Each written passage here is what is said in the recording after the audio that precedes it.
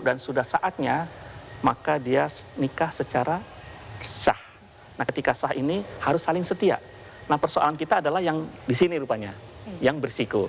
Nah, jadi mungkin saya kira kita harus total football, betul sekali saya kira dari pembicara sebelumnya bahwa bukan hanya semata-mata kondom itu hanya salah satu.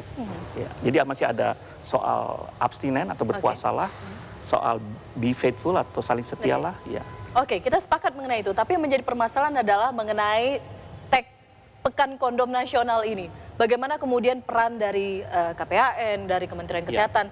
Tadi pertanyaan, komentar dari HTI mengatakan ini seperti melegalkan begitu dari Kementerian Kesehatan dan KPAN atas program ini. Ya, jadi kan seperti saya sampaikan sejak awal bahwa kita maknakan dulu arti daripada kondom itu alat kesehatan.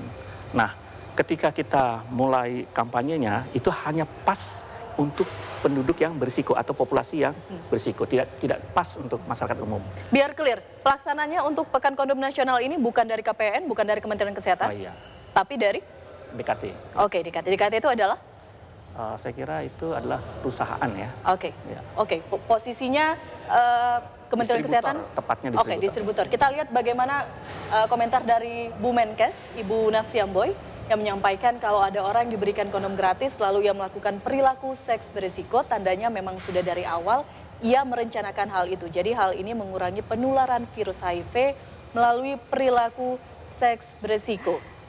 Nih, saya harus komentar ya, ini. Mbak Zoya silakan. Nah, itu tadi loh yang barusan sekali Bapak katakan bahwa kalau ini masalahnya perilaku, ya seperti tadi beliau katakan, kalau orang sampai diberikan kondom gratis ya, pertanyaannya selanjutnya, seberapakah yakin bahwa itu akan dipakai gitu, karena tanpa edukasi semuanya tuh percuma. Ya seringkali kalau misalnya yang paling penting karena perilaku adalah kita mesti membuat perubahan perilaku. Gimana caranya perubahan perilaku? Edukasi. Edukasinya apa? Bukan cuma agama, harus ada agama juga yang sesuai, harus ada nilai-nilai budaya, sama harus ada life skill. Bagaimana saya membujuk pacar saya ketika saya akan melakukan hubungan seksual, saya menggunakan kondom, atau saya tidak usah aja deh daripada saya beresiko, itu kan.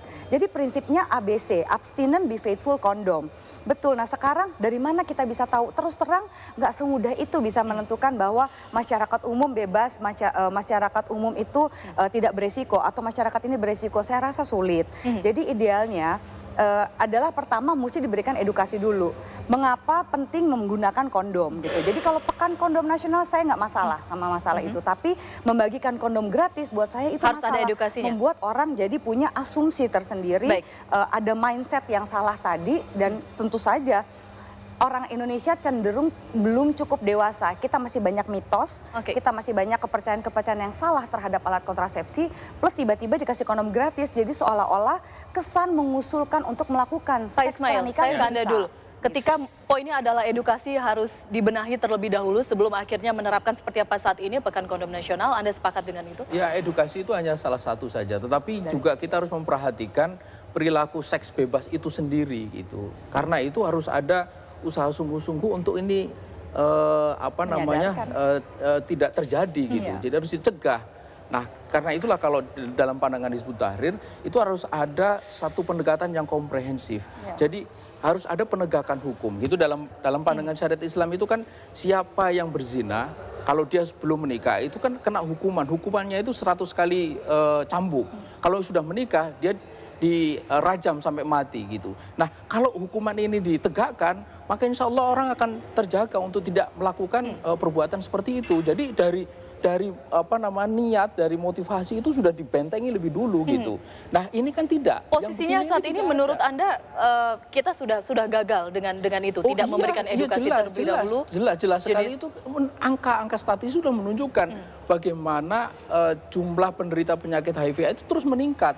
Padahal program kondomisasi itu sebuah begitu itu kan sudah lama, sudah 7 tahun tadi disebutkan. Dan kita ini kok nggak mau belajar dari negara lain yang sudah menerap atau sudah melaksanakan ini nggak ada keberhasilan.